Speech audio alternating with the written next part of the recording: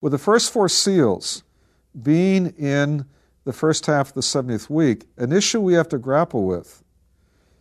Do those first four seals involve an outpouring of God's wrath upon the world? Or are they just man's wrath? Why is that so critical to answer with regard to the timing of the rapture? The reason it's critical is this. We've noted earlier, according to 1 Thessalonians 1:10, 1 Thessalonians 5:9, Revelation chapter 3, verse 10, implications to the effect that the church will be removed from the earth by rapture before the wrath of God begins to be poured out. The day of the Lord, wrath of God, begins to be poured out upon planet Earth.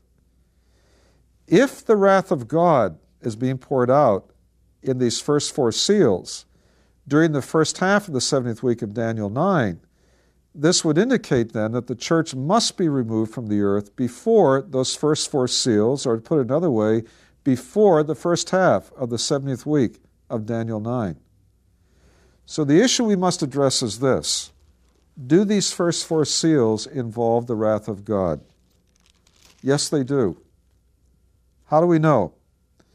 Well, we notice that with the first seal, there's a rider on a white horse that comes forth with a bow and a crown on his head, and his goal is to conquer, apparently to conquer the world.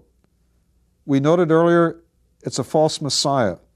In essence, he's trying to mimic what Christ will do, in essence, at his second coming after the 7-year tribulation period. Can we identify this particular false Messiah more specifically?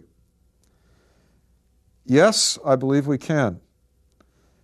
The Scriptures indicate that Satan is going to have a false Messiah in the world, the Antichrist. Remember when we were looking at Daniel chapter 9, verse 27? We know that the Antichrist, at the very beginning of this 7-year, 70th week of Daniel 9, will enforce or establish a covenant with the nation of Israel.